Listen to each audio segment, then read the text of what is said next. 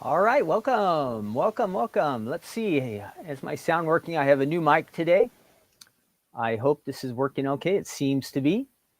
Welcome, friends. Take Two Tuesday here. How is everybody doing today? Good morning, good morning. Thank you for joining me. This is Ken here at the Stamps of Life. I'm in Southern California. This is the Laguna Hills. I forgot to fix something over there. I'll get that in a little bit.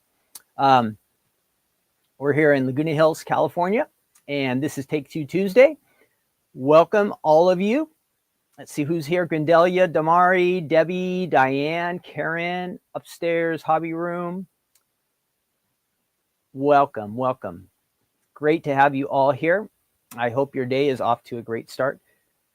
Take Two Tuesday, we've been doing this for a little over a year now. What we do here at the Stamps of Life is once a week, we go back in time and take a second look at some items here, mostly dies and some stamps mixed in here and there that are from the past here at the Stamps of Life. So we love to do that. We review some of these older items that will seem new to many of you. Maybe it's the first time you've ever seen them. And then for some of you, they are so brand new, and then some of you already have these items. So this is a reminder and a refresher for you. So it kind of works for everybody. And we'll demo some of these items. I'll try to die cut and make something interesting out of these items.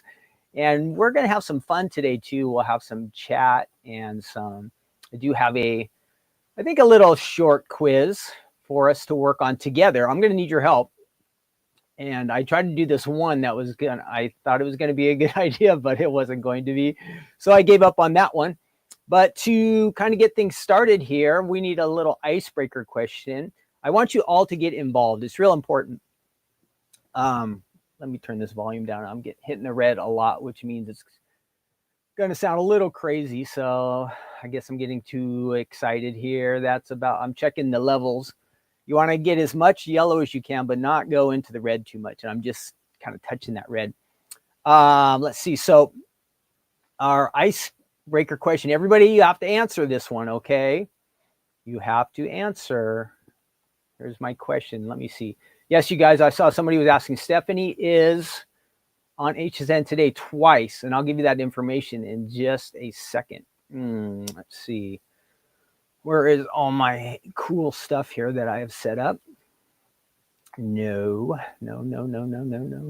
See if we can do both of these so you know what you're watching here. I should have the little Take Two Tuesday emblem up there, but I have lost it. Where is it? There it is. All right. Take Two Tuesday. Our icebreaker question. This is a good one. Think about it before you answer. What's one food you couldn't live without? If you give up everything else, but what was the one food that you would want to keep above all else, above all the things you eat? What is the one thing you just would not want to give up? And I have an idea. Of course, at first I started thinking candy and ice cream and all this sweet stuff, but after a while, you can only eat that so much. But mine is quesadillas.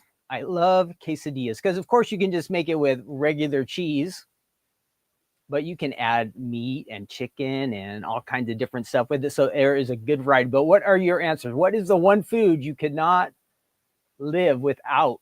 That is our icebreaker question. Everybody has to answer, okay? We want everybody to get involved, and it makes it more fun. Let's see some of these answers here. I think I can pop them up here on my screen. Let me try this. Oh, okay, here we go. We'll get Grindelia up here first. She says papaya. Wow, you are thinking healthy. Good job. Barbara says chocolate and pasta. Wow, that's a combination. I've never had chocolate pasta. I don't even know if they make such a thing, but I do like chocolate and pasta. I love Tahula votes for pasta. Debbie Ann says tacos. Nice. Karen Ann, yeah, I'm almost there, Karen. If it wasn't for the quesadillas, I would have probably said chocolate. Frank and Sharon say cheese. Diane's got cheeseburgers. Nice. Damari says mashed potatoes. Ooh, yeah. Mashed potatoes are pretty good. Ooh, this is a good one. Beth says cheese steaks. And Dee says potatoes. And Burr says eggs. Yep, very versatile are eggs, huh? You can do quite a lot with those. And Sylvie also says potatoes. So now if you jump in late and you didn't hear the question, again, what is one food you couldn't live without? No right answer, no wrong answer, just for fun. Here we have a couple more. Eleanor says breakfast sandwiches. Nice. And Shelby, can't go wrong with this, pizza with all the different toppings. Yep. So you guys got some good ones. All right. So that's kind of our icebreaker. So anytime I ask questions, I hope that you'll jump in and answer. We want to hear from you. Again, it makes it more fun and interesting. If you watch this at a later time, you can answer all the same questions, but down in the comment section below, there will be a spot for you where you can add comments. Love to read comments, answer our questions. If you watch later, you can write in replay. I got to watch and then answer a few questions.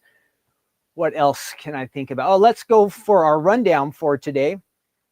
Today, I actually have 3 different die sets to look at, and there's a little variety. There's a word die, a background die, and a folded, so we have a nice little combination on there. We will do, in between, we have some fun facts, and we have a quiz. What else? I'm going to die cut these items. What else can I tell you? Oh, we'll be for our good news segment at the end. If you're following along with our Bible devotions, we will be in Matthew 23. It's a kind of challenging chapter, but we'll read that together, and that will be fun. So for probably the next hour or so, let's hang out, have some fun. Again, I've got some new equipment here. I hope it's working good, the sound. and hopefully it holds up. I don't know about the battery time yet on this. So I just found this. We used to use it a long time ago, the sound for the audio. And I said, I wonder if this still works. And I plugged it all in and the battery seemed to be firing up. Let me check right now how we're looking at battery. Yeah, it looks pretty good so far. Okay, what's going on here? Let me see. I do have some information for you guys, some things I want you to know about before we get started. And if anybody hasn't joined us yet, this gives them a minute to do that as well. Let's see. The Fold It Club is out, the new club. I do have I didn't bring card samples in with me, but I do have a nice slide to show you. This one just shipped out last Saturday. If you're in the Fold It Club, you're going to get the brand new shutter window Fold It, and you get the stencils. It's a hello and shutter stencils both in there, and you get the nice idea card. So that was all shipped out on this last Saturday. If you're in the club, you may have received it already. In fact, if you have received your new Fold It shipment, let me know in the chat. If not, be patient. I understand the mail is, well, I ordered postage where I actually bought postage to have them shipped to me. And usually they ship it within a couple of days. It's been a week and they haven't even shipped it yet. And I really need this postage for all our club shipments. So the mail is slow. But let me show you this nice slide. Fun ideas here. Look at all those great ideas. They're really nice. Good variety, different things you can do, but that'll give you some ideas of different card samples from the Stamps of Life design team. You can be super creative. You can go summary, cactuses. There's a hello background there. Hey there card. Flower wreaths on the front door, opening windows like that. Really, really nice. So it is a fun and versatile set. That was shipped out here again last Saturday. You can still get it. That is our Fold It Club. We're not quite in February, but it officially is our February Fold It Club shipment. You'll want to get in. The club is awesome. And then when you join the club, you get a free die set. It's a nice banner die set, really nice, and it's valued at $26.99. So you get that gift just for joining. And then you start getting club member discount prices when you shop on the website. So think about that. There's more information on the website if you want to check it out. What else? Oh, yes, Stephanie is on HSN today. She is on HSN today twice. The scheduled times are in the 3 o'clock hour if you're on the Pacific time, and then 8 o'clock hour on Pacific time. If you're on the East Coast, it would be 6 o'clock and 11 o'clock. Now, those are scheduled times, and those are full hour segments. So I don't know if she comes on quite at the beginning of the hour or more towards the end. But she told me she has 4 items to take on. So you should see her a couple times on there. So make sure you watch and follow. I know if you can figure out a way to get on the HSN Facebook page or fan page, I'm not sure what page it is, but if you want to post that you're a Stamps of Life fan, that would be great. Helps them to know that you like the Stamps of Life. And then hopefully HSN will like the Stamps of Life, and Stephanie will get to keep going on the show. So don't miss that. Set your reminders. 3 o'clock Pacific, 6 p.m. Eastern, and then again at 8 p.m. Pacific and 11. I don't know if anybody of you stay up that late. I will be in bed. Well, if I was on the East Coast, I would be in bed. 8 p.m. on Pacific, I'll be okay.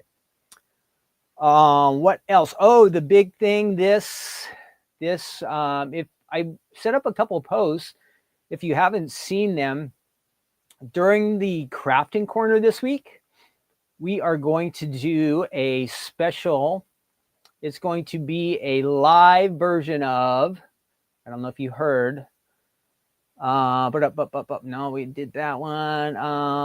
We're going to do Stephanie's going to do a live 30-second card in 5 minutes during this coming up episode of Stephanie's Crafting Corner. So that's something fun. I don't think we've done a live one for a long, long time. So we'll have a live edition of the 30-second card in 5 minutes. Now, what happened is I posted a few different spots, I think on Instagram, Facebook, and also on our YouTube page, little posts where you get to pick the die set that you want Stephanie to use to be featured in this 30-second card episode. There's 4 different choices to pick from. So if you can find one of those posts, go ahead and just add in your choice, and then I'm going to add them all up. And I think I know which one's going to win right now, but still get your vote in. Each of them have a chance. And I'm going to try to keep it a secret from Stephanie until we actually go live, because I don't want her to be all sneaky and getting a plan ahead of time, right? We really want to see what she can put together live. So I'm going to try to hide the results from her. I'll have the die with me, and then we'll watch Stephanie make a 30-second card live this Thursday night. That will be fun, right? That will be fun. Let's see what else. So we've got that coming up, and then I think I had one other thing. We do have this Friday. This Friday we have our big release, because can you believe it? January is already over. Already over. What does that mean? Saturday will be February 1st. We'll have a new club shipment going out. But in the meantime, Friday night on the 31st, there is going to be a release of new items on the Stamps of Life website. So you want to check it out. That's where we do the bundle, all the things that kind of coordinate with the February 1st club shipment. So that is something to look forward to on Friday night. Again, set your reminder. We always have a lot going on here, so I hope I don't miss anything, and try to keep you guys updated on all of the new things that are going on. Okay, let's see. One more thing just for fun. If you need something to celebrate today, there are some weird days. So let me show you what I've got over here. Now, if you need something to celebrate, we have some crazy days here. And if you really need something to celebrate today, we have International Lego Day. If you're a Lego builder, the boys and I, sometimes we play with Duplos, but we really haven't got into Legos yet. We could also celebrate National Blueberry Day, Speak Up and Succeed Day. I don't know exactly what that means, but speak up and see what happens, I guess. That's the key. And then, this is a good one. You'll probably want to celebrate this one. National Plan for Vacation Day. How about that? So those are some things you can celebrate. Now, if you missed it yesterday, well, you could have celebrated National Chocolate Day. That would have been fun. National Geographic Day, Punch the Clock Day, and then this one's really funny. It's kind of a little bit vulgar, so I won't get into it too much, but you could have celebrated that day yesterday, which I guess this guy, Thomas, we won't say his last name, is associated with toilets. And so you can kind of see how it all comes together there. If you want to celebrate that, you can celebrate that day too, even though it's a day late. Fun stuff. Chocolate cake or toilets. Good options for Monday. Today, I would go plan a vacation day. That sounds good. National Plan for Vacation Day. So a real vacation, not just plan a vacation day. And, I like blueberry pancakes. That sounds pretty good to me. So you have a couple fun things you could be celebrating today. Let's get rolling here. Our first item, we are going to take a look at, we'll be a little quick on some of these today because I have 3 items and they're kind of basic but interesting. So our first item is the Happy Retirement dies from the Stamps of Life, originally released in October of 2022. This version is called the Funky Bold. I'm going to show you over here on the table, but let me fix something over here real quick. I like to curtain this off, and I forgot to do that because it's a little messy in the area behind the curtain. So you don't need to see all that messy stuff, right? Okay, here we go. Let's see. So you get that die set there, and it says Happy Retirement. 2 dies. It has the shadow die and the words. And I'll show you how we can die cut those real quick. And I just have a couple samples to share with you. Get that a little bit straighter, maybe. Ooh, sorry about that. I thought I had this set up. Here we go. This one is really nice, using maybe a holographic paper and some black on the background. That looks super sharp. Happy retirement, it says. And that's just on an A2 card, but it really looks, I like it. It looks really fancy. Happy retirement, using some Stamps of Life pattern paper as the background. Again, the bows, just add that little extra A2 card again. And then one more, this is a rounded A2 for the base. And it looks like it has some foil paper there, a real nice one. Excuse me. But the designer on this one, if you can see inside there, let's see, can you see that? No, there's a little bit of foam right under there that our designer used to add a little, you can see there's a little depth to that, and that's kind of fun. Same thing on these two. They had, the designers used some foam behind the back. It lifts up the words a little bit, just makes it look a little more interesting. A little more dimension really adds a lot to a card. So I'm going to go ahead and I'm going to take this die set, and maybe some of you have been thinking about retirement, or maybe you are retired already, right? Sometime I think I would like to be retired, just to have a few days, I think, to do nothing but what I wanted to do.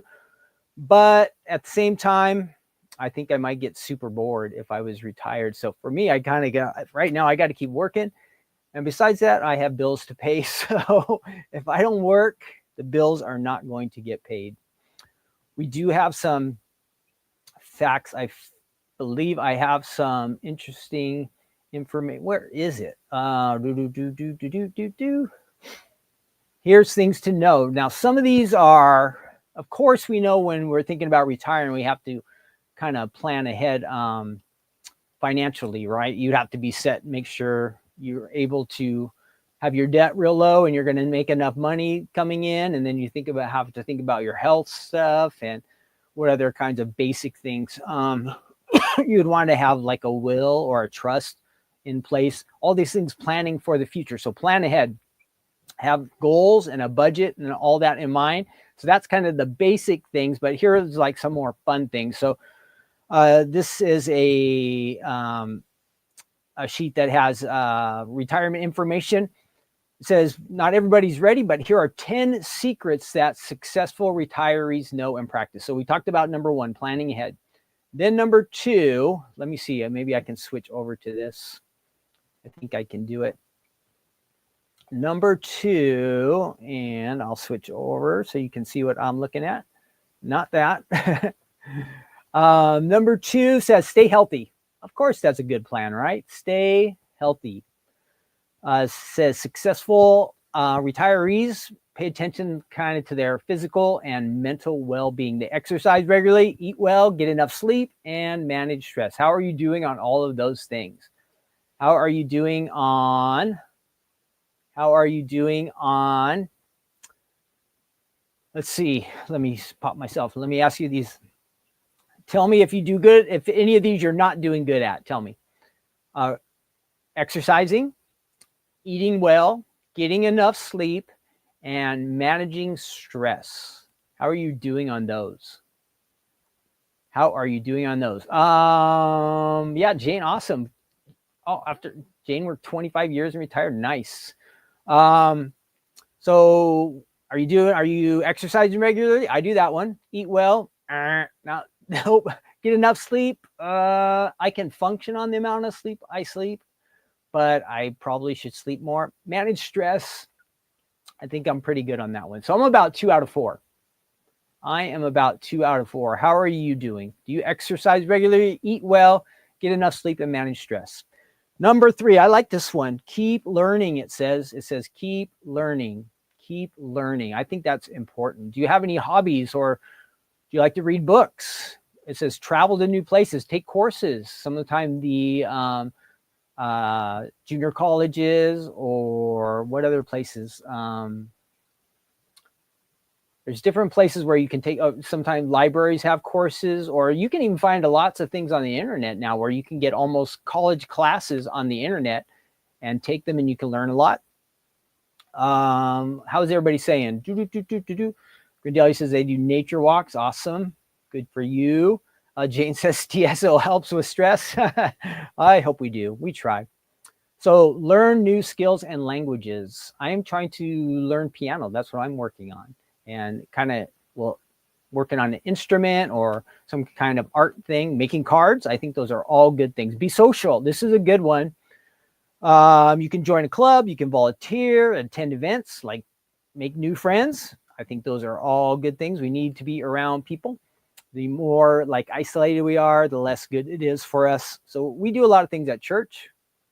That's kind of our big social thing. And we're in contact with a lot of our neighbors. So that helps a lot. So make sure you do that and then have fun. Enjoy your leisure time and have some fun. Find out something that you like to do and make it fun. Enjoy it. Get out and do some fun things. Whether it's travel, maybe I'm a guy, maybe go into a baseball game. I might do that when I have more time on my hand because it's kind of a day event. You're there for several hours. So think of things that are fun to you. Let me make sure I am showing you the right thing. Be flexible. This is a good one.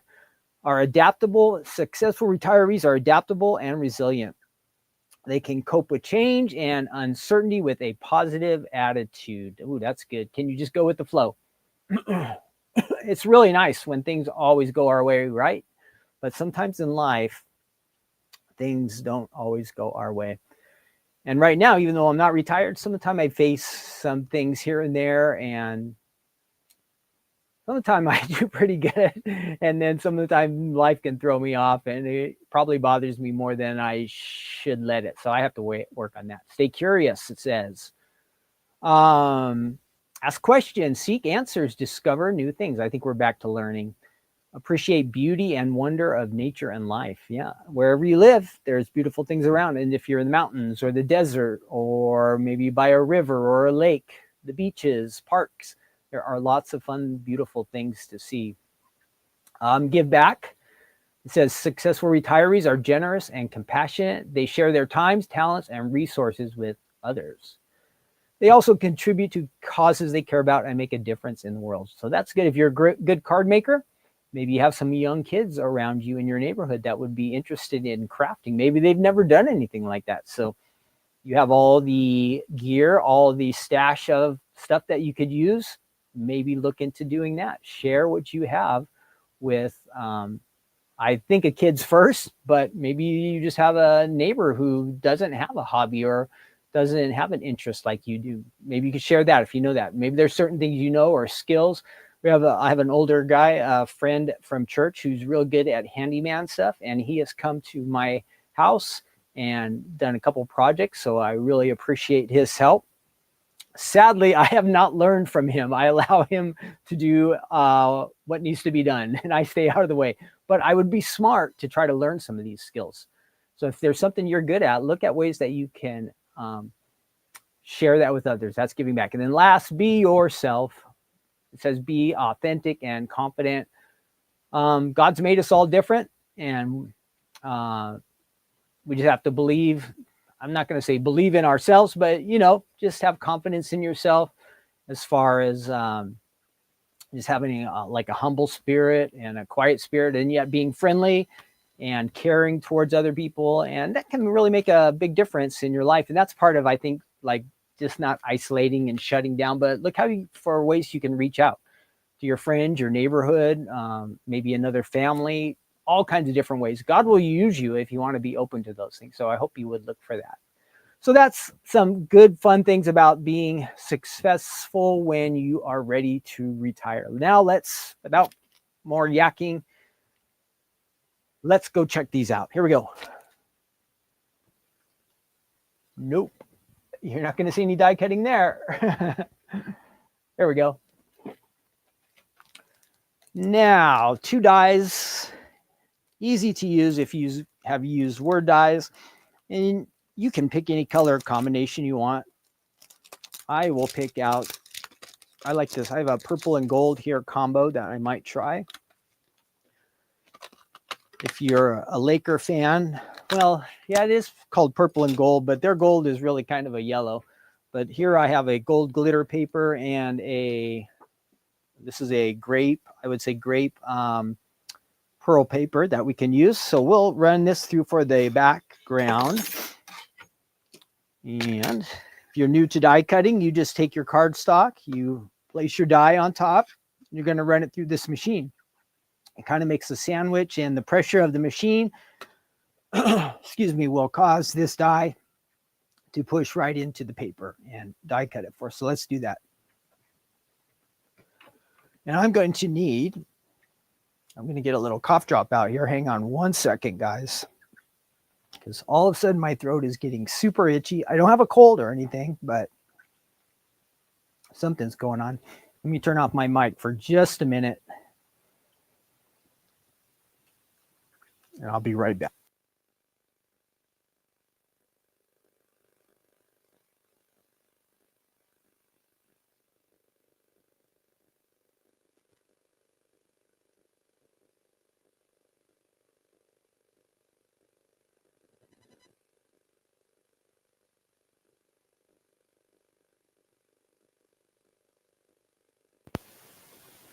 Can you hear me now? I think, yeah, the sound shows this. Sorry about that. It's been real super cold out here, like mid 30s, and the office is staying super cold. And sometimes my throat gets a little bit itchy. I'm not doing anything, but I don't know. I'm not sick, so don't worry. I'm not sick.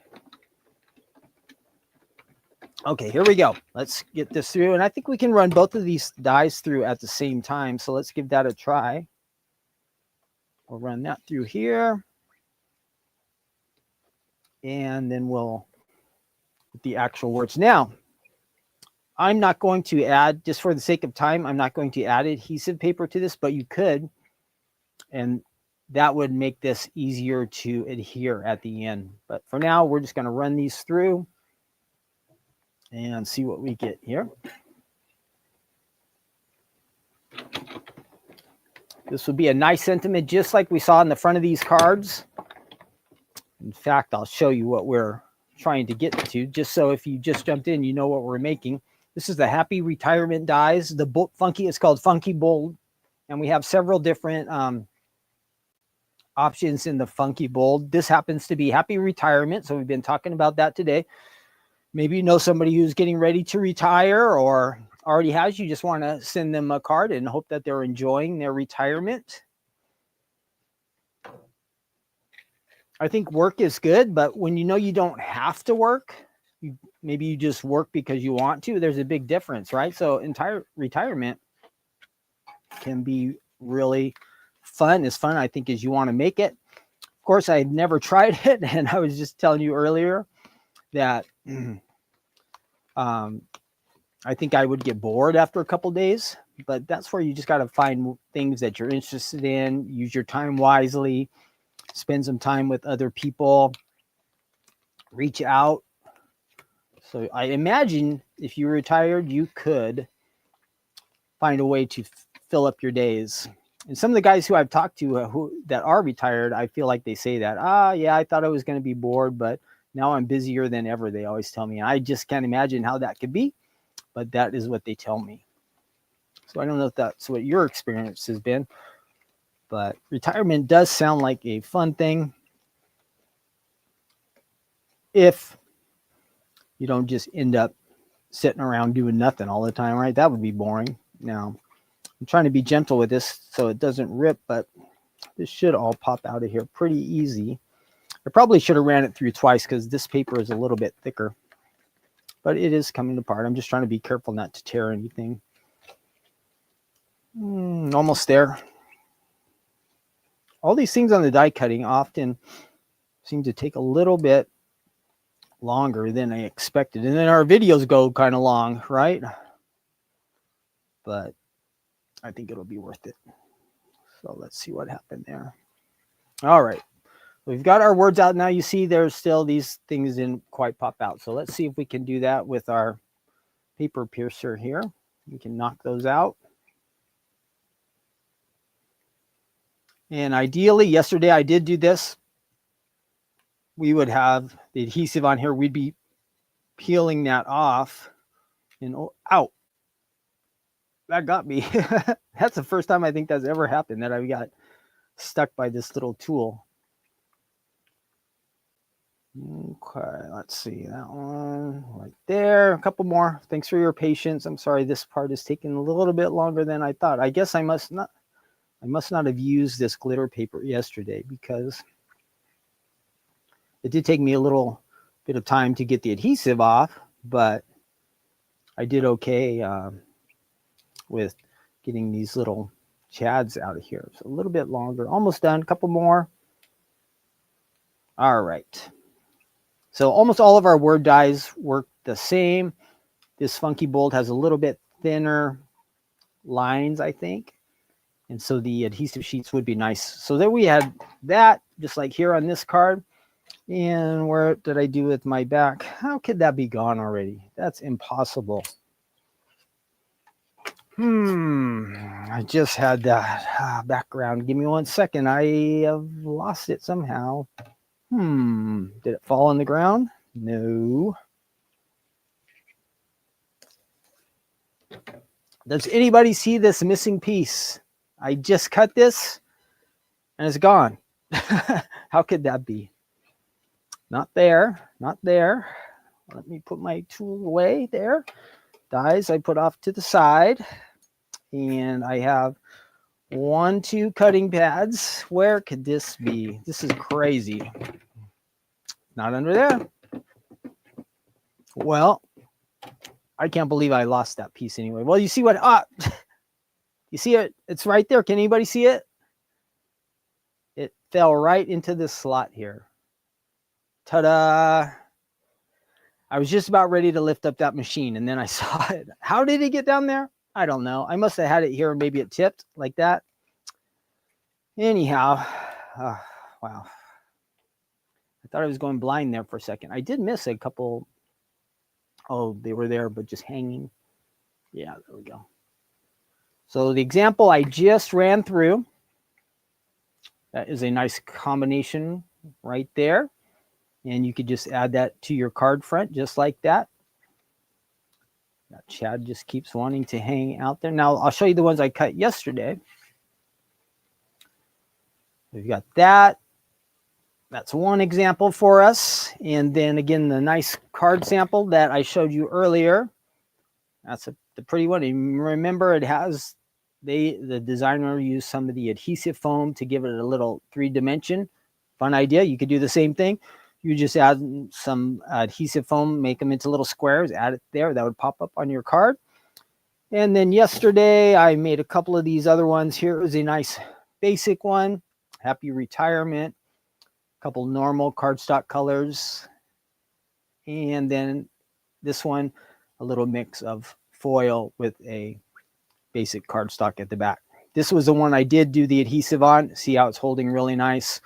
Took me a bit to peel it all off yesterday, but a few different ideas there for you. Okay, that's our happy retirement, our bold, Funky Bold it's called. And let's move back over here to our main camera, and we will see what's up next. Let me find our next selection. 1 second here.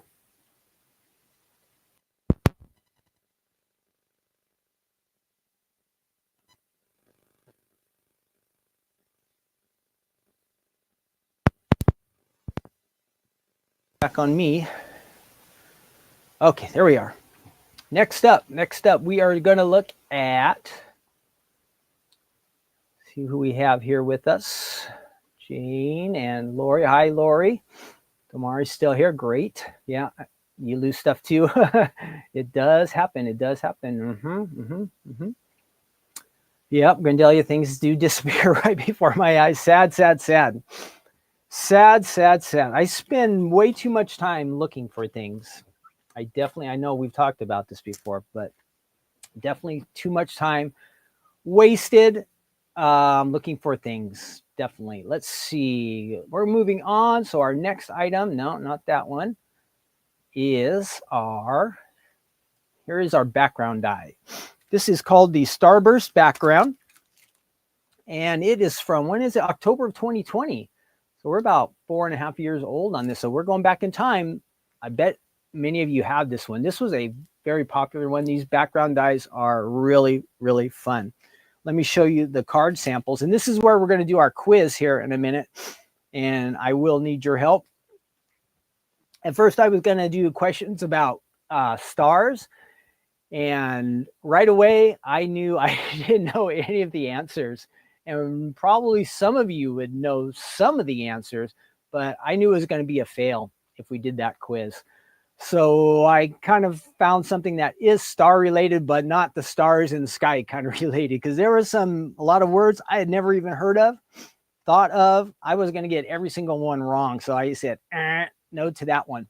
I am looking for some other games like there's games that you can play, like I think there's a Jeopardy, there's a like Name That Tune. There's a few different games that I have found that looks like they're online that maybe we're going to try to figure out how to play here every once in a while on our Take Two Tuesday episode. So not every time should we have a quiz, but we should have something fun, something to make us think a little bit and see how we can work as a team and maybe get a few answers right here and there, share our knowledge and learn a few things, right?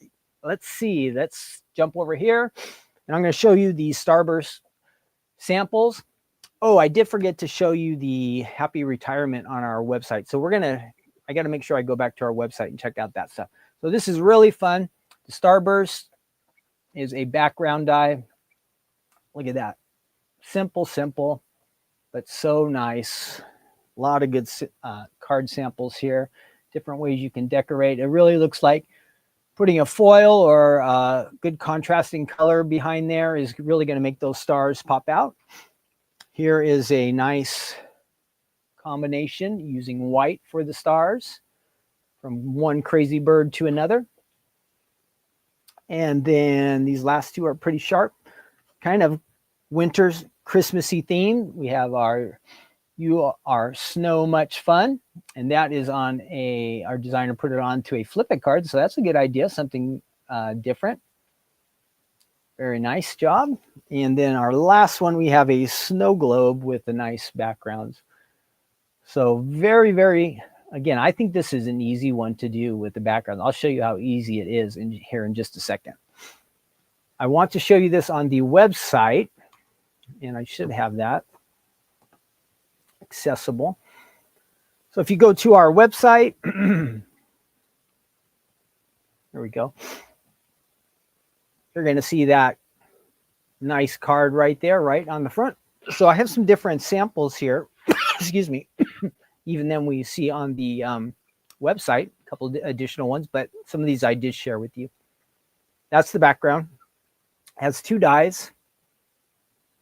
And we did see that snowman one there. And we have the Celebrate. Happy birthday. I showed you that one too. Give me 1 second. I'm going to get a drink of water here. My throat is getting itchy.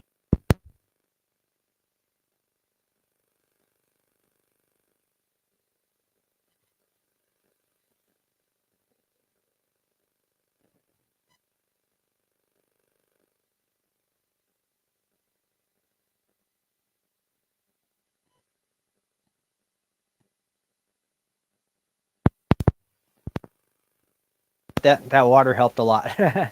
Okay, I showed you that there on the website. I didn't show you the Funky Bold Retirement from before. Let's see, there should be some other background dice here. Maybe you like the Starburst.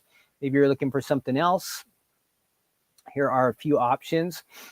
The Flower Power background die, a snowflake die, good for winter. There's a mermaid background die set, and then dotted flowers. So a few different options that we have. And then let's look at our Funky Bold Retirement. I forgot to show you this earlier. There'll be a video there and you see the ideas. Let's scroll through those real quick. Two dies. And you can see it measures just about 4 inches by 2 inches. So it fits really nice on the front of an A2 card.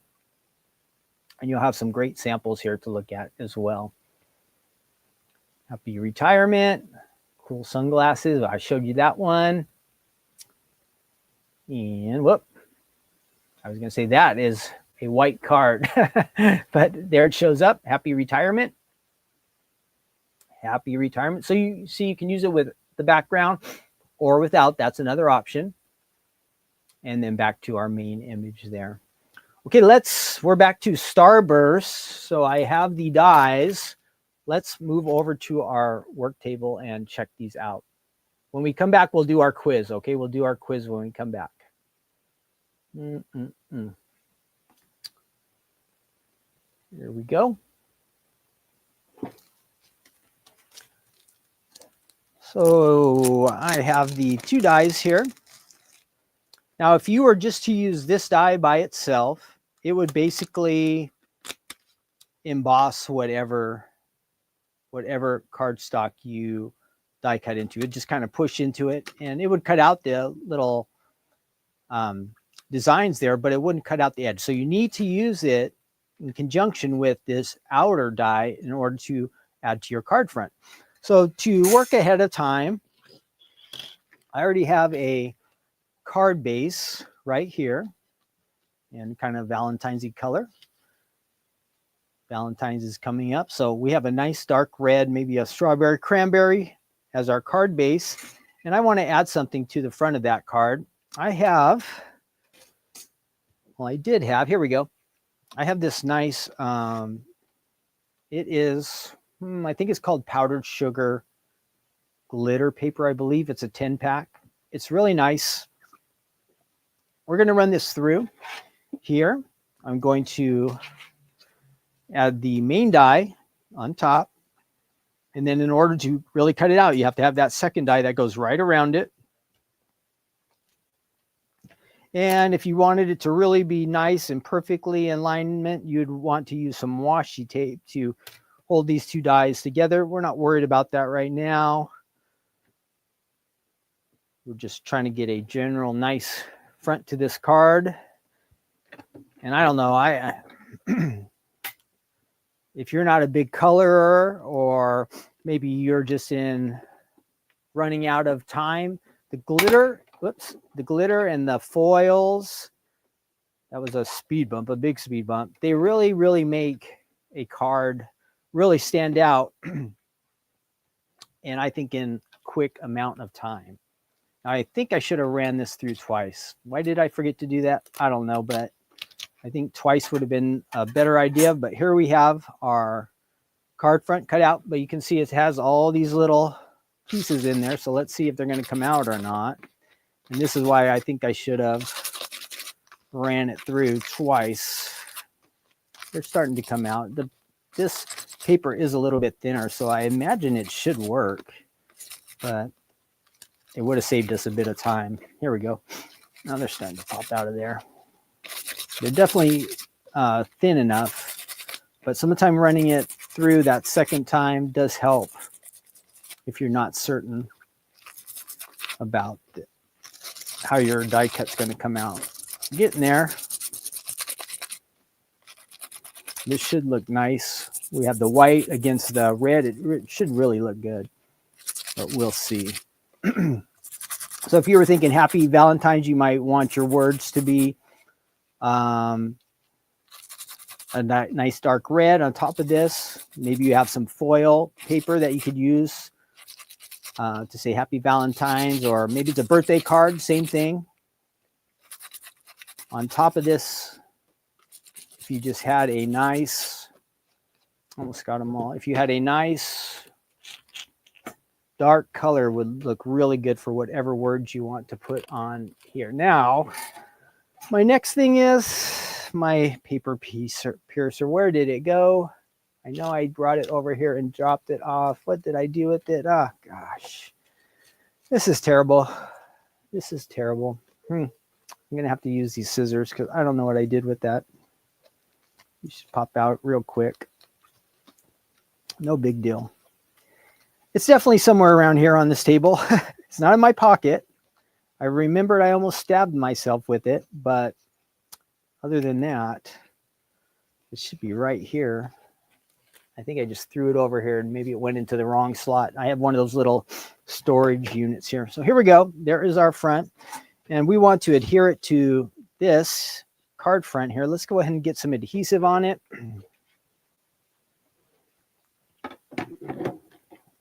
And I have some scratch paper over here. Let's use that. We don't really want to get the adhesive onto our cutting pads or onto our machine. We might get away with it now, but later on, if we're messy right now, it might catch up to us and cause problems. So it's better just to use a little bit of spare card sheets like that to work with your adhesive. So I'm just going to add this to the card front here. And that looks pretty nice, right? So you have a really, really nice card front just with that nice contrast of a white and a dark color. Just so imagine you could use like a grape as your card. Black might look good. Lots of different things you could do with that. I'm trying to see if I have any words here handy just to give you an idea of what you might want to add to your, I think I took all those retirement words away. Do I have any other words here? Nope, nope, nope. I did have a bunch, but they seem to be missing.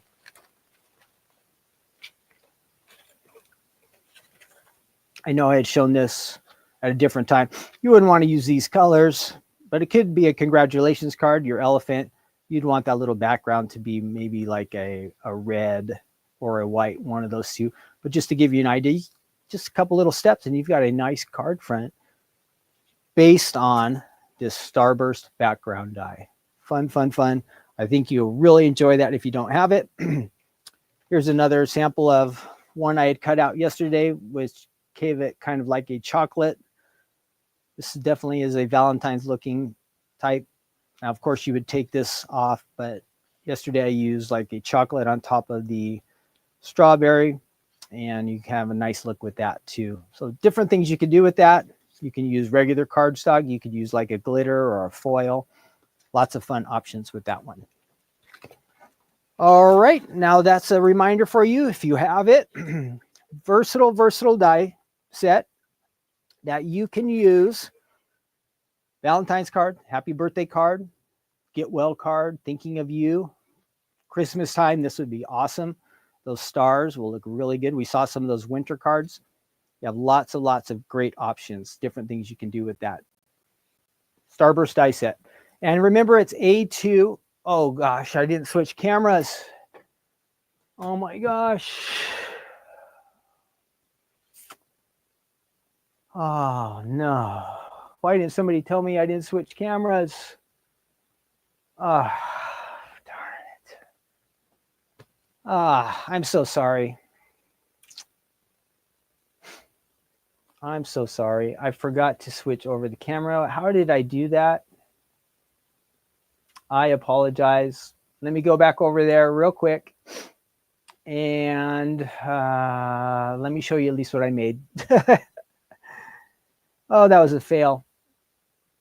I have all these monitors and they show all my different cameras, but I wasn't looking at the right monitor at the right time. I apologize. So sorry. Let me show you what I made. Let me show you what I made. Let me switch back over now to the right camera.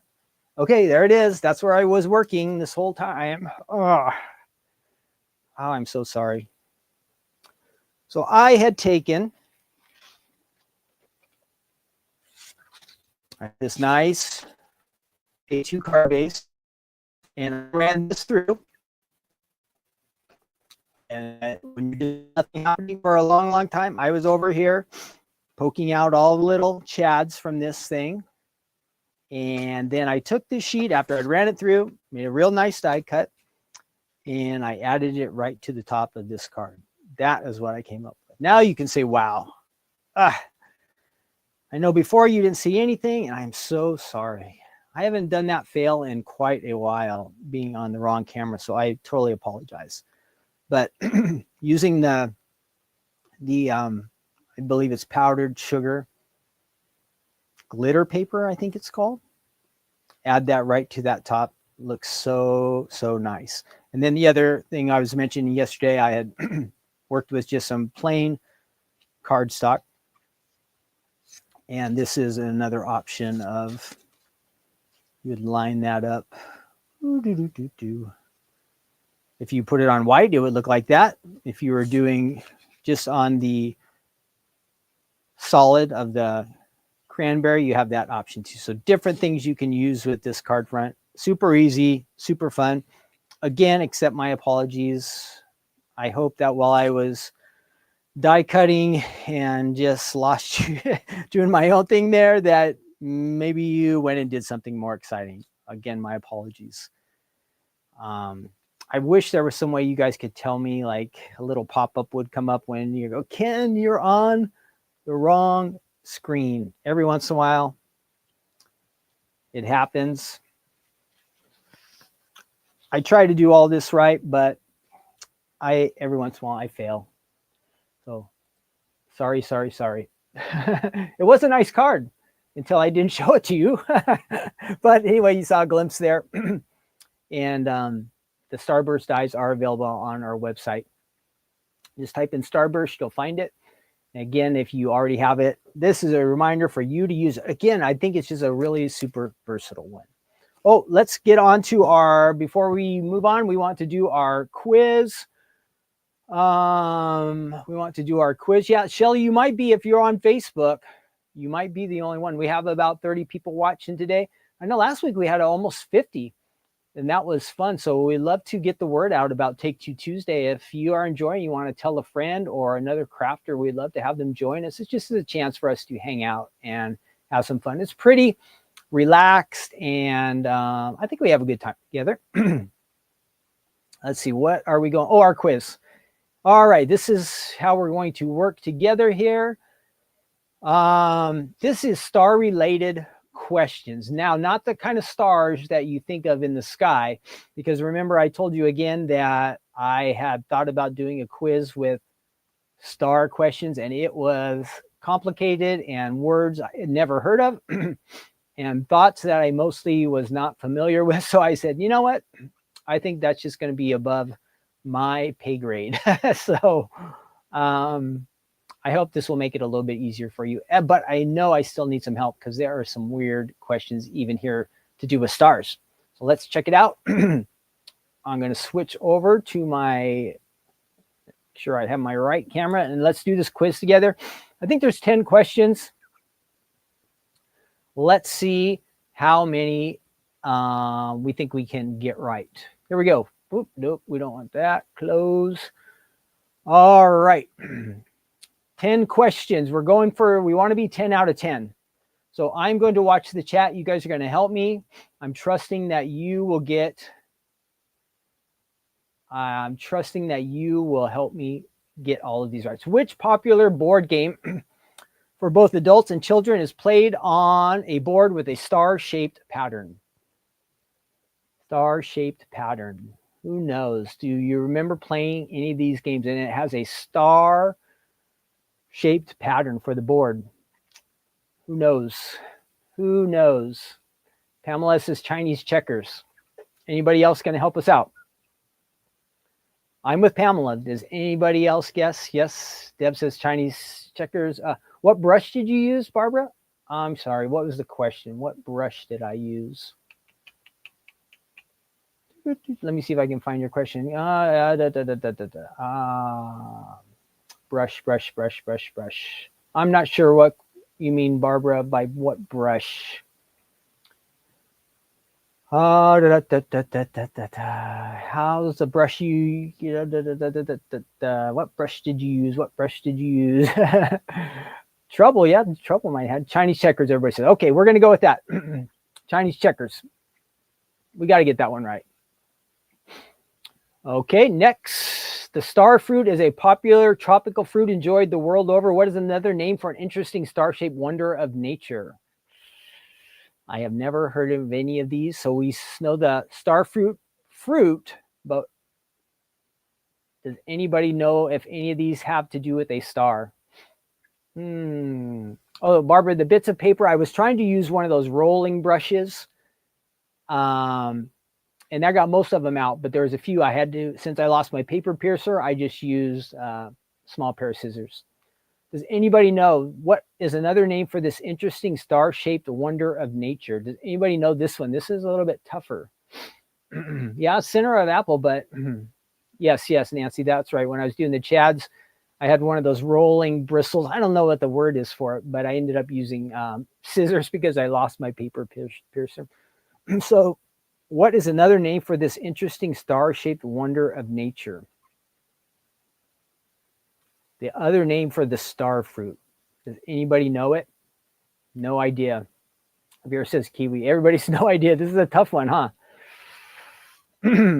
Well, they always said when you're in school, like guess C, and C, this would be A, this would be B, this would be C. I'm going to go with mangosteen, but I think we're going to get that wrong.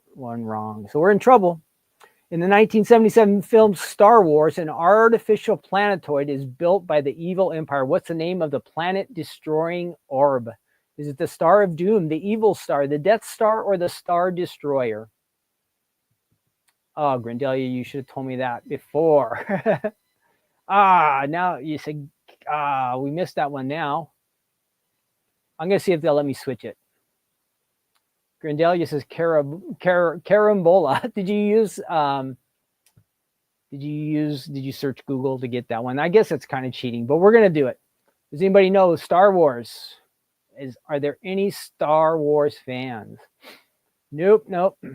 Who said Star of Doom? Nope. Debbie Ann. No. Everybody else is Death Star. Yes. If you said Death Star, you are going to be right. Even I know that one. Sometimes this planet of our solar system is referred to as the evening star because it shines so brightly in the early evening. Which planet is known as the evening star? Which planet is known as the evening star? I don't know this one. Pamela, you must have your finger right on the button. You're getting the answers really fast. So I'm kind of trusting you, going with you. Frank and Sharon say Venus also. Diane says Mars. So we got 2 Venuses, 1 Mars. Yes, Karen, the Gemini dye brush. That's what it is, dye brush. That would work for that. Upstairs Hobby says no idea. Uh-oh, what happened? Did my camera clock out here? Oh boy, it says I have lost my camera. Give me 1 second here. I see something is still going out to you guys, but not my camera. This is not good. So give me 1 second. I'm going to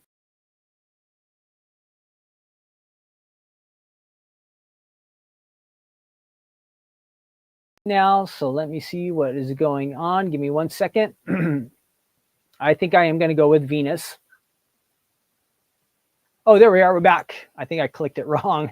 It could be user error, what just happened, or it could be my computer. But we're going to go with user error on that. So we're going with Venus. All right, let's try that. Which of these semi-common feminine names comes from the Latin word for star? Selena, Annette, Stella, or Millie? Which one of these means star? Which one of these names from Latin means star? I'm going to guess Stella. Is everybody with me on that one? Stella, star. Stella, star. Everybody say Stella. Stella, star. Anybody guessing this one? Am I back? I hope you guys can see. Yes, guessing Stella upstairs room. I think it's Stella just because it sounds like stars, right? Does anybody know any of these words in Latin?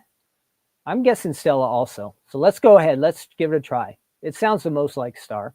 The small, like the word stellar, kind of has to do with stars, right? The small star-shaped weapon, now this is going to be a tough one, is sometimes referred to as a Chinese or Japanese star and is associated with ninjas in films. What is the Japanese term for the tiny weapon? Does anybody know this one? I don't speak Chinese or Japanese. I've never heard of any of these words. Does anybody know? You're going to have to bail us out or we're going to get this one wrong. Don't Google it. Give me your best guess. This small star-shaped weapon is sometimes referred to as a Chinese or Japanese star. No guesses? No guesses?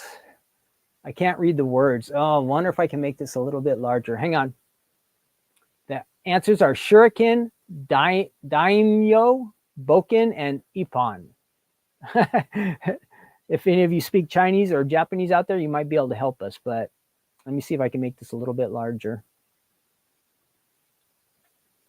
So we did those ones. So we are on number 6. It's boring. I know. I'm sorry, Barbara. I'm just going to guess the first one. Okay, starfish are gentle creatures of the sea that happen to be formed in star shape. Which of these is not a starfish or related creature? You know your starfish names. Shuriken, somebody said shuriken. Oh, well, that's what I guess, so we'll try that. Starfish, are these all starfish? A blazing star, brittle star, sun star, cushion star? Oh, they're blurry. I'm sorry, Pamela. Mine look pretty sharp here, but maybe it depends on your screen. So which one of these is not a starfish? Blazing star, brittle star. Oh, while the screen is blurry. Okay. So which one do we think is not a starfish? Blazing star, brittle star, sun star, or cushion star? The whole screen is blurry. Oh, man. Oh. Let's see. I'm going to try one more thing. Can't read the words. Wow. It looks really good to me. Let me try this real quick. I'm going to try one other thing. Hang on. Tell me if this helps. I'm going to share a screen. Give me 1 second. I'm trying a different. Tell me if this looks better. Tell me if this looks better now. And we are on question number 7. We're looking for one of these that is not a starfish. Does this look better to you guys? I might use this in the future, this option. That looks better? Okay. Let's see. So which one of these is not a starfish? Does anybody know? Can anybody help me on this? A couple more questions. Sorry, this is taking longer than we thought. Too blurry, much better. Yes. What about our starfish? Number 7. They're gentle creatures. Which one of these is not a starfish? I'm going to guess cushion. Does anybody helping me out on this one? Blazing star?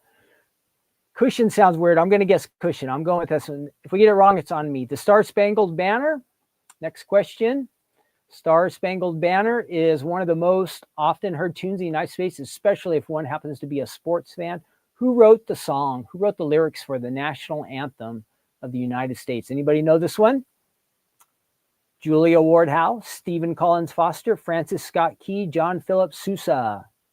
Does anybody know the answer for this one? Oh, Blazing. You guys all say Blazing, huh? Okay, I'm going to go back and switch that one. Who wrote the Star-Spangled Banner? Does anybody know? Anybody know? I'm pretty sure it's Francis Scott Key. Yeah, Frank and Sharon say that's what I'm guessing. Number 9, which of these spices common to Asian cookery comes from a dried star-shaped fruit? Ooh, that's a tough one. Number 9. Let me show you number 9. This one's a good one. Which one of you is a cook out there? Which of these spices come to Asian cookery comes from a dried star-shaped fruit? Cloves, nutmeg, cumin, or anise? I never heard of that one. Anybody know that one? It comes from a dry star-shaped fruit. Cloves, nutmeg, cumin, or anise? Anybody? We're almost done here. Almost done. This is a tough one. Are any of you cooks? Upstairs hobby room says anise. Vangelia says anise. Okay, we're going to go with that one, you guys. Last question. The 1960s Star Trek has spawned several spin-off series. Which of these is not the name of one of the spin-off television series? So think of Star Trek. Which of these are related to Star Trek? Constellation, Voyager, The Next Generation, Enterprise. What do you think? What do you think? Which one of these does not belong to Star Trek? Does anybody know? I think the Next Generation is good. I'm going to guess Enterprise. Rankin Sharon say Constellation is not. That was a quick answer. So I'm going to say you're probably right. Grendelia says Constellation. Okay, we're going to go with that.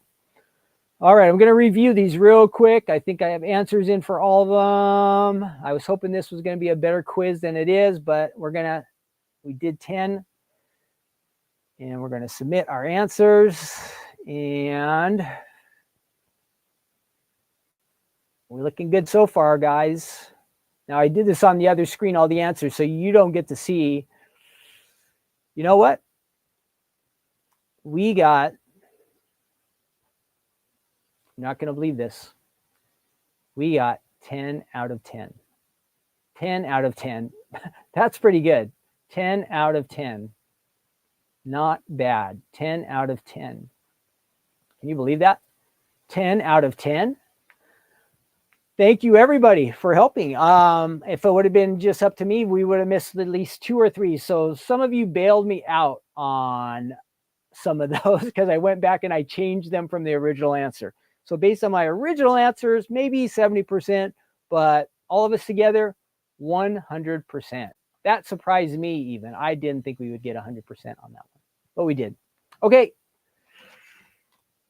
Moving on, our last final item today is our cookie Fold It. I told you I'd have a Fold It to work in here as well. And so we have our Fold It. This is one of our most popular Fold Its, probably of all time. And it is based on Cookie, our dog, our little mascot. She was around here for a long, long time. Many of you saw her on videos, tons of cards. So this is Cookie. Comes with 2 dies. Right there. And let me show you what you get on the website. It is a nice looking. Now tell me, guys, when I go to the website, does everything look blurry? Because nobody has ever told me that things look blurry until we did that, until we just did that quiz. That was the first time I had blurry on that. How does the website look? Can you read and see all the pictures and all the text and all that stuff? Does it look okay? I'm going to switch over.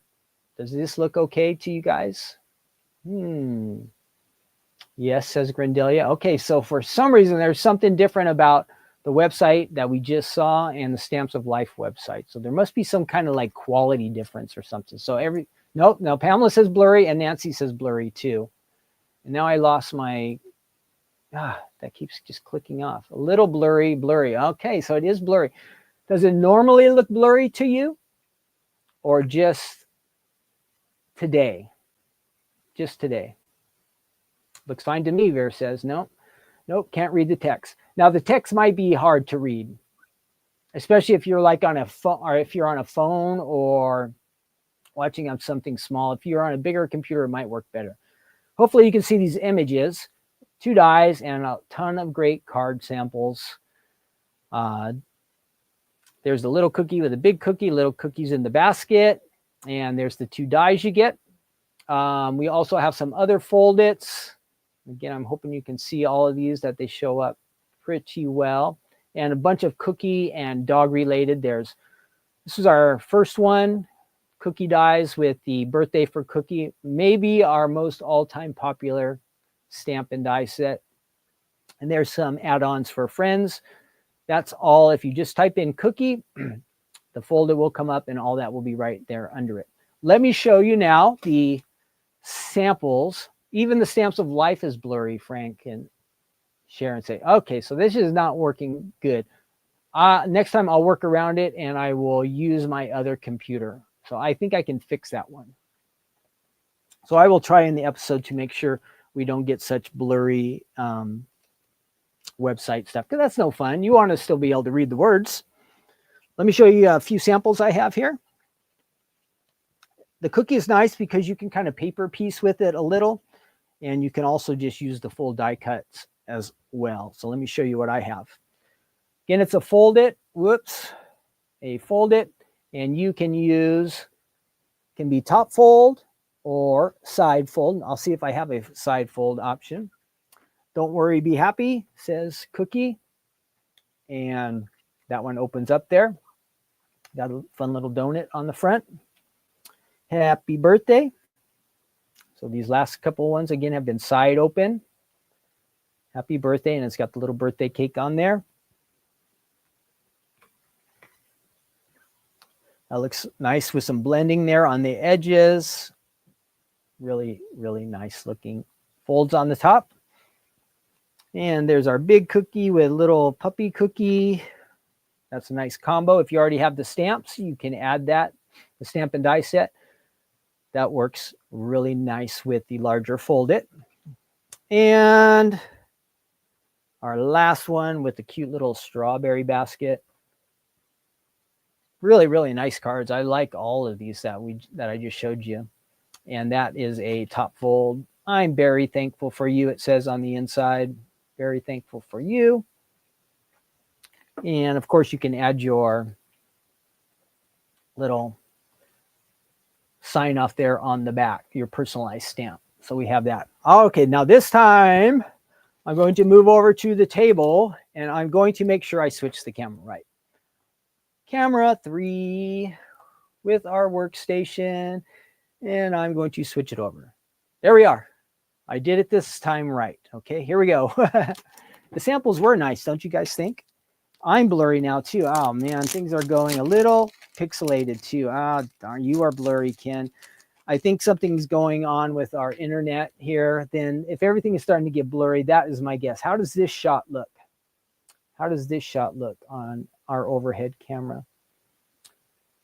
Hopefully okay. It could just be internet on my side because it sounds like a lot of you are saying things are blurry today. I think we started out pretty good. I know last week we had some blurry problems.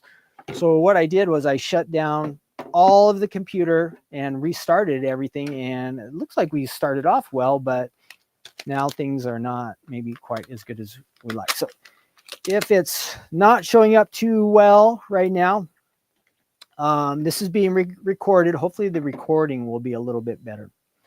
Okay, you have your cookie dies here. And yesterday, because we are going way past our time, I did go ahead and I cut out the base. I cut out a base ahead of time. And I did it on the side. So remember, on a Fold It, you just take a sheet of cardstock, you fold it in half, and then you really want to get that down. You run this die, the outside die, either on the edge there for the top, if you want to do a top fold card, or if you want it to be on the side, you're going to have this go just a little bit over the edge. You run it through the machine, you get this, the base of your card. Okay, so there's the base of my card. And I'm going to go ahead and put that down here. Then I did also make the actual card front. So this time I took this die, same die, and I ran it through the machine just like that, normal. Because you see on this, kind of goofy. See how Cookie is kind of square there on the side?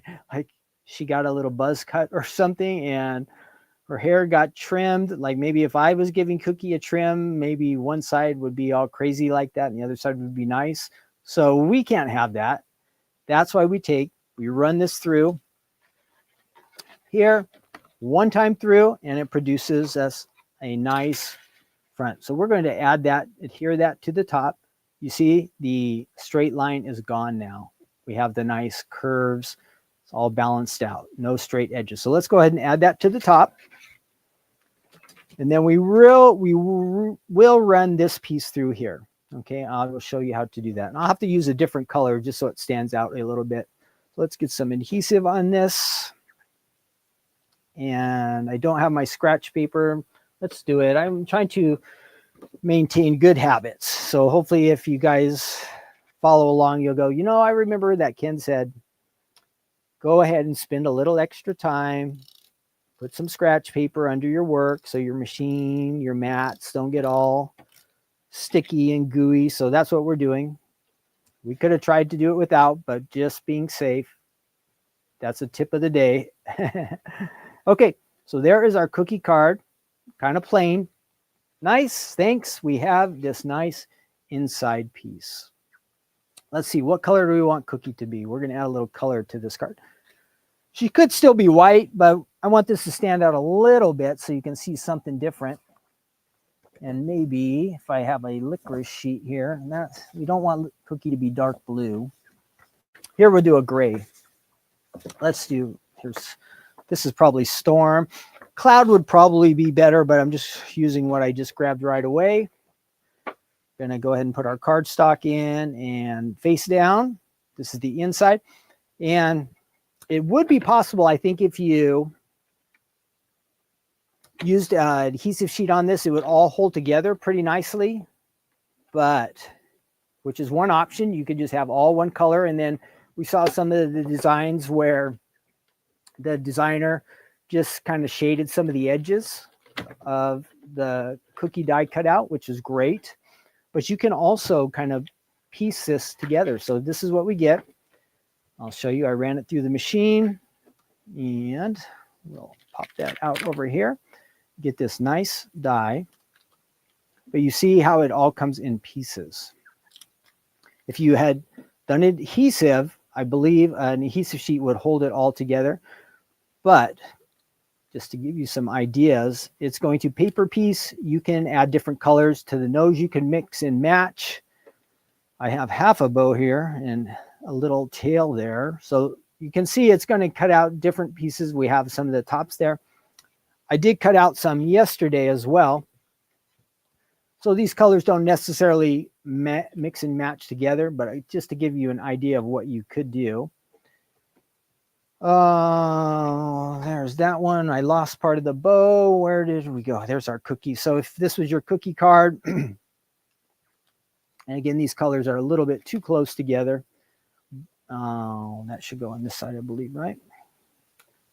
No, why is that not working? What did I do?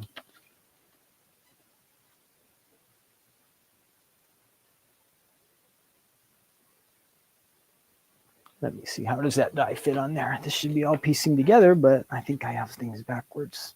There we go. Oh, this got flipped over. Here we go. No. What am I doing here? Now that should line up. There we go. No, that still doesn't look like it lines up to me. What did I do wrong here? So I have my card front.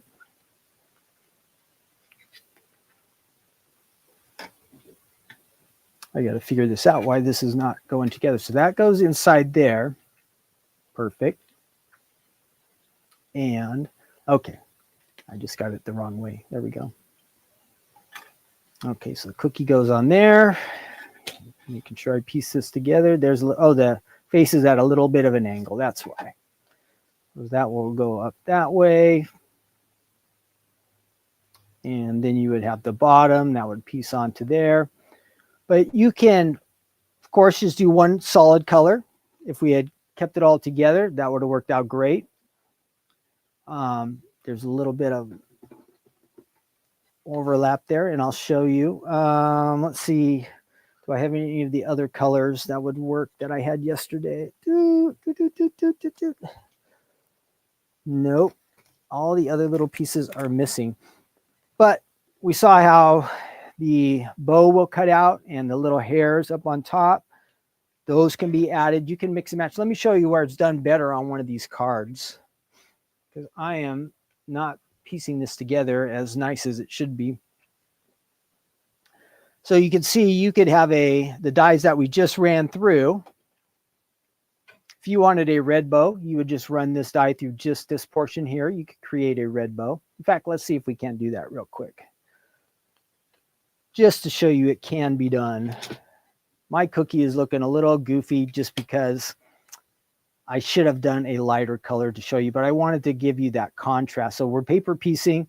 I saw one designer who had added the adhesive foam here to give that little extra depth there. So that is one option.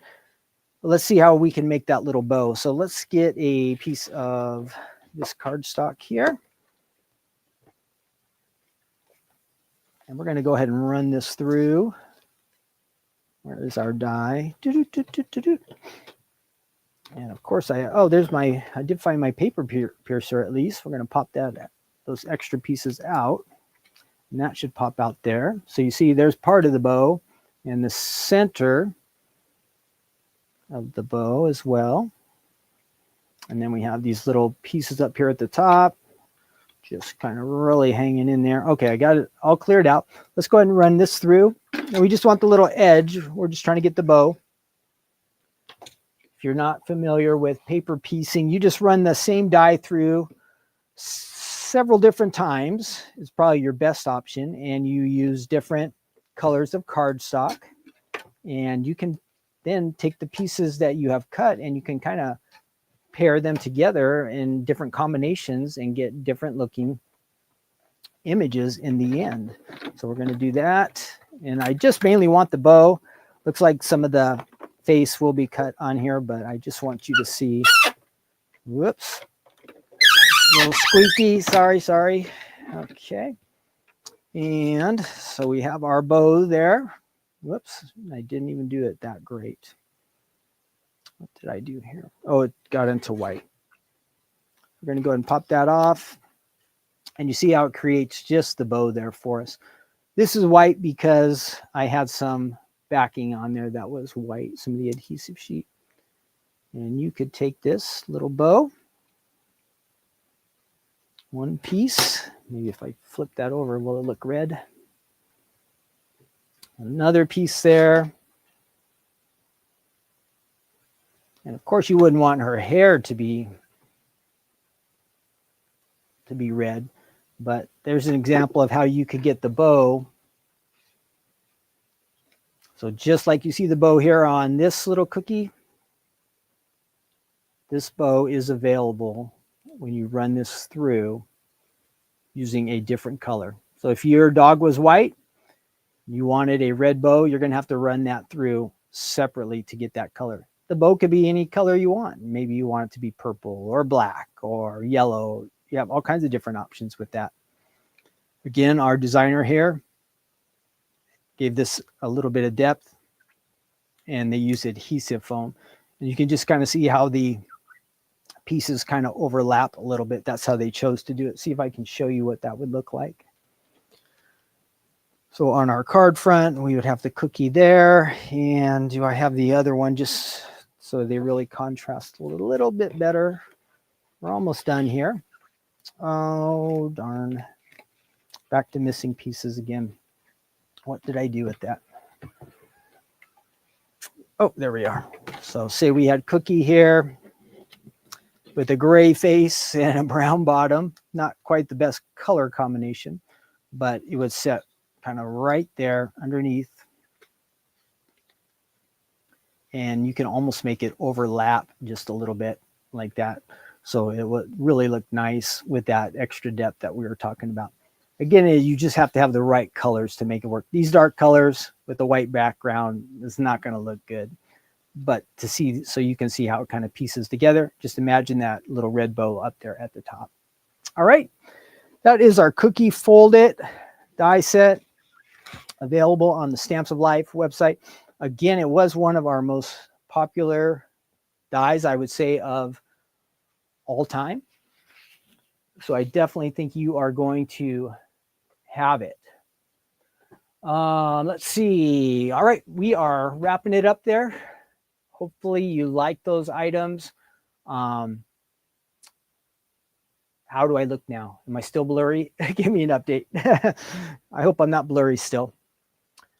Okay, if you want to hang out with us, and we are going into our final segment here, our good news segment, Matthew chapter 23.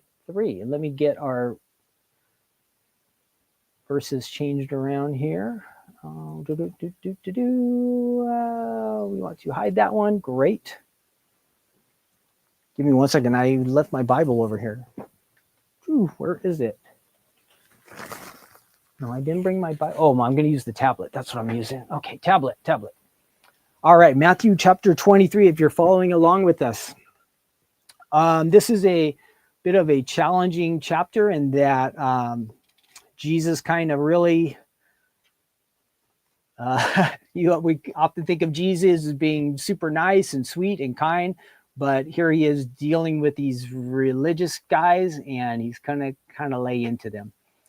So we have that picture. Most of the time, Jesus is, well, he's always gracious and kind, but there's times when he is going to go straight to the truth, and that is for the benefit of the people who he is talking to. Some of the time Jesus would encounter people and he would deal with them just with grace and hoping to get them to respond. And it really impacted people's lives because he wasn't like the religious people who are always down on the other people.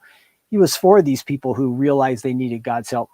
But with this group, the scribes and Pharisees, he starts out with these whoa, whoa, whoa. He keeps saying to them throughout this chapter. And they're on the list that they're in a dangerous position. So my question for you as we start this, I thought it would be fun to kind of start this section off with a question is, do you ever notice how easy it is to see the shortcomings, the failures of other people? But we see their failures, but then it's kind of hard to see our own. Do you ever notice that happening? Like we can point out the faults in other people and how they are missing out on what God wants them to do, but we can't see our own failures. You ever notice how that happens? Does that ever happen to you? I know it does to me too. For sure. Like I see something, I'm all, that's not right. But I know that I don't have it all together too. So we have to be quick, not to be like going around and pointing out everybody's faults and shortcomings and failures, right? But Jesus, he's perfect and he's without sin. And he could see that these guys that we're going to talk about here in this passage, that they were in they were hypocrites, basically. He keeps calling them hypocrites. So they're trying to be one thing, but they're actually something else. And Jesus is aware of their heart condition, what's going on inside. And so he's going to warn them in a very, very stern way. So if you're reading along in Matthew chapter 23, we're going to do our overview real quick, and then we'll have a little focus for our devotion. So he starts out in verse 1 to 12. And he's basically saying these guys were always trying to draw attention to themselves for their prayers or the way they look, or they wanted the special place of authority, or where other people would notice them. This is the scribes and Pharisees, the religious guys of this time. And he comes in, so verse 1 through 12 kind of covers that. And he's pointing out that they're doing all these things, but it's just to get attention for themselves. And in the end, the final verse 12, is a pretty good verse, which we could have talked about today, but that's not going to be our main focus. But it says, verse 12 says, whoever exalts himself will be humbled, and he who humbles himself will be exalted. So you want to be great in God's eyes, just have a humble heart, a quiet spirit. God will promote you, lift you up. It might not be in the eyes of man. We want people to notice us maybe, or, we do something good. I hope everybody sees me. We can't think like that. We just want to do these things in a humble heart, knowing that God sees us. He will lift us up. If we don't get that place, that extra notice while we're here on earth, in heaven, definitely God is going to reward you for whatever you did for him. So humility is super important. These guys, they didn't have that. Verse 13 to 14, he's continuing on with these woes. You'll read it. It says, but woe to you, scribes and Pharisees, hypocrites. He keeps saying, woe to you, scribes and Pharisees, hypocrites, over and over. Blind guides, he calls them, hypocrites. He's really on these guys' case. And so verse 13, 14, they were keeping other people out of God's kingdom. They were taking advantage of widows. They were praying these long prayers to be seen by people like they were certain super special spiritual people. God's noticing that their heart's not right. Taking advantage of women that are single, divorced, or not divorced, but their husband had died, a widow. How terrible is that? That's what they were doing. They were, verse 16 to 20, verse 15, it says the disciples that they made were just as bad as them. So they would go out and want to train people to follow God like they were. It wasn't making these people more right with God. They, in fact, became more separated from God. So what they're doing is just off Verse 16 to 22, they were setting up just a religious system where you had to go through all these rituals. It was they were just making it harder for the people to get connected with God. And we want to make it easier for people to get connected to God. And then verse 23 to 24, they would pay attention to minute details about things that really weren't important. And then the bigger issues, like we'll talk about the issues of our heart, our soul, they would just ignore these kind of things. So they kind of had things backwards. And then verse 29 to 26, it says that they had even killed the messengers that God was sending. God would send prophets with messages from him to tell the people. And instead of responding to the message, they often would just kill these messengers. So if you read like your Old Testament, there's lots of stories where God was using some man or woman to try to get a message to the people to turn and repent and change their ways. And instead of hearing and listening to the message, this religious system, they would destroy these people. So they are really, really in trouble, totally missing the mark. And in the end, verse 37 to 38, it says that there's this question, well, Jesus is looking over the cities and he says, I wish you would have just turned to me. And in another one of the Gospels, it says when he was doing this, he says like, oh, Jerusalem, Jerusalem, how I wanted to gather you together, but you would not believe in me. And it says you wept over the situation. He knew what was going to happen to all these people because they rejected him. And the question was, and this last verse 37, 38 that I wonder about sometimes, what would have happened if they would have, the Jewish people who should have been expecting Jesus, the Messiah, to come, what would have happened if they would have actually received him and believed him and made him king at that time?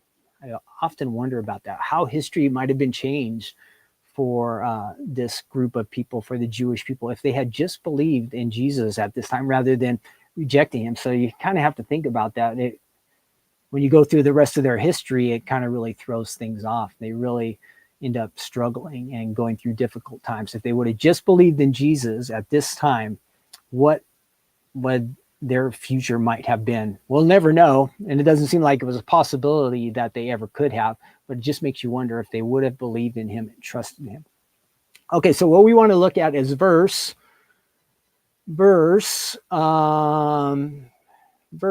our main verses here are verse 26 and 27. If you're reading along in Matthew 23, I should have it. Oh, where is it? There we go. Okay. He says, woe to you, scribes and Pharisees. So this is our main focus. Hypocrites, for you are like whitewashed tombs, which indeed appear beautiful outwardly, but inside they are full of dead men's bones, all uncleanness. Even so, you also outwardly appear righteous to men, but inside you are full of hypocrisy and lawlessness.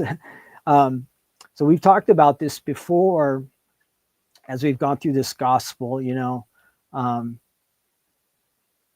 We might look good on the outside, but the thing is that God sees the inside, right? He knows our hearts. He knows what's inside of us. And so these special religious people, they might have looked good to the crowds that were around them. They thought highly of these scribes and Pharisees. They thought, oh, these are the people who know God's word, and look at how they live and how they act. They're so holy or special. So they had the people fooled, but they weren't right with God. God knew their heart and he knew their condition. You see how Jesus keeps calling them, he keeps saying, woe to you, calling them hypocrites. They're in a very, very dangerous position because though they might look good to people, they are in danger of being judged by God and condemned and separated from God. Very, very dangerous position to be in, and all because they were trying to look good on the outside, but on the inside, something was off. What can we do about this? We need to be real with God. We often talk about this. he knows everything about us, right? We can't fool or hide from God. There's nothing that's kept from him. He knows our thoughts, our actions, our motives, which is that's kind of scary. He knows everything about us, but that's why we got to just be truthful about the condition of our hearts. We don't want to put on a show like these people who Jesus was calling hypocrites, who he kept saying woe to. And I did come across this verse where I thought this is something we could pray or ask of God. Could be daily, occasionally, but think of this. David wrote this. He said, we want, again, we're just trying to be honest with God, honest with ourselves. And David said, search me, O God. This is from Psalm 139, verse 23 to 20. The whole psalm is awesome. But he says, search me, O God, and know my heart. Try me and know my anxieties. Some other translations say thoughts. So think of thoughts, anxieties. See if there is any wicked way in me, and lead me in the way everlasting. So here, David is just kind of saying, God, I want to be honest with you, but I want you, God, to search me and know me and point out the things that I need to change, the things that I need to do different. And for us, we can pray that, and then we want to listen to what God might show us. Remember how we were talking about we're quick to see everybody else's failures, their shortcomings. But I think if we are honest with God and saying, God, search me and show me the things that I need to change, I think he's going to point out some things in our lives that maybe we didn't see on our own, but he's going to point out, not to condemn us or, like these guys call us hypocrites or woe, but for us, as we're trying to be honest with him, he's going to search us and show us these things, and with the desire that we would change. God wants us to be flexible. Remember, we talked about important part of retirement was being flexible and bendable and changeable.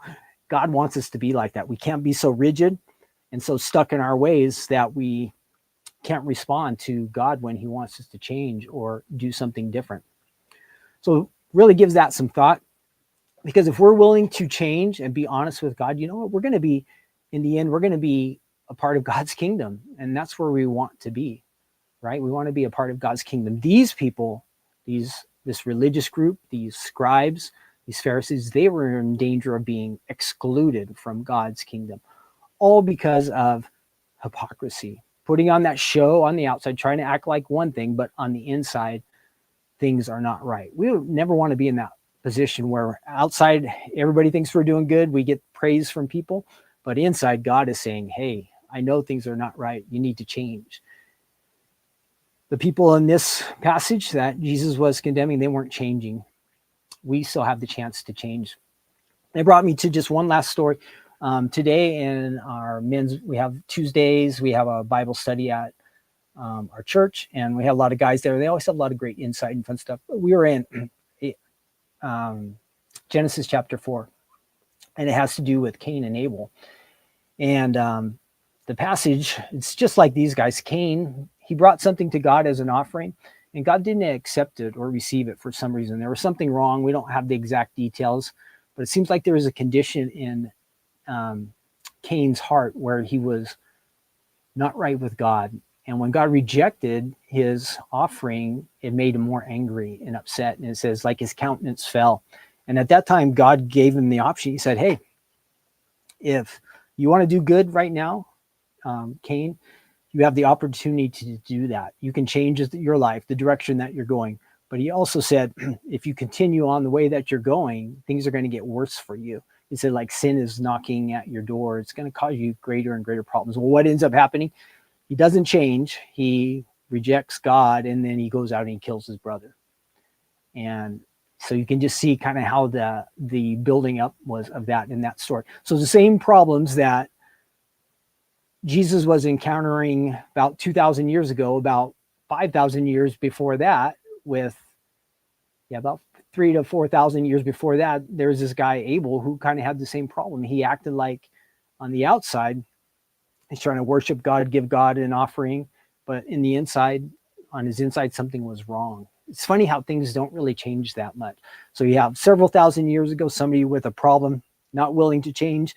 At Jesus' time, group of people not willing to change, allowing God to search them and change their hearts. And then it comes to us now. we have the opportunity, like Cain did in Genesis 4. Am I going to choose the good path? Am I going to change the directions that I'm going, or am I going to continue on the path that is bad for me? We have that option and that freedom to make that choice today. Awesome to know that God is a God of second chances. And even though maybe we have failed him at some point, or maybe we failed him 100 times or 1,000 times, you know how we all are. We've failed God so many times. He is willing to forgive us and set us back on the right path. We have that option. We have the freedom. Let's make that right choice today. Okay? I hope you'll make that choice. I want to make that choice today. God, search me, know me, challenge me, Lord, to change and be more like you. And then at the same time, that I would walk away from the things that aren't so good for me. I wouldn't hold on to those things that would separate me from God. I hope you feel the same way too. Again, thanks be to God that he is so kind and gracious and forgiving and loving towards each of us. He wants to get us on the right path. I hope you want to be on the right path. I want to be on the right path. Okay, we'll stop there. Next week, we'll be in Matthew chapter 24 as we continue on. Thanks. We've had a long episode here today. I tried to get in 3 dies. I had some goofy camera stuff. We had some fun. I hope you enjoyed this episode. It's a little longer than I hoped, but I do enjoy spending time with all of you. I want you to keep, reading your Bibles on your own. We get together and do this.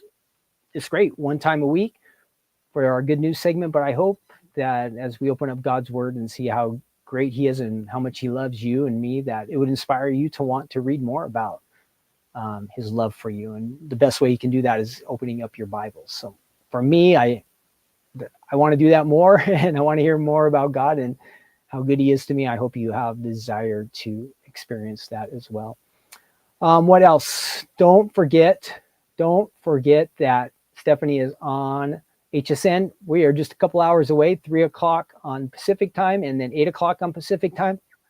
Make sure you tune in for that. Yeah, it'll be fun to see her on TV. You can watch it, I think, on like their website or regular cable TV if you have HSN, all that stuff. What else? We'll have that special crafting corner this week. Later, we will be we'll be doing the live 30-second card. So don't forget. And I told you I added a couple spots where you could get in a vote for which die set you want to have Stephanie use. And we'll see what kind of awesome cards she can come up with. She's really good at putting together stuff on the spot. And so it'll be fun to see what she comes up with in that episode on Thursday. And then Friday, we have our big release. Okay, that is it. I want to wish all of you a wonderful day. Special for me, and I'm thankful that you guys would join me and hang out here for a while. I know sometimes we have user errors with the cameras. We have blurry stuff, which is internet. I can't fix those kind of things. It's just all over the place, but I hope you had a good time. I always enjoy and looking forward to these episodes. And again, thank you for joining in today. Take care. Have a wonderful, wonderful day. God bless all of you. And I will see you next week here. And Thursday, I should be around on Crafting Corner. And take care. We'll see you soon. Bye-bye.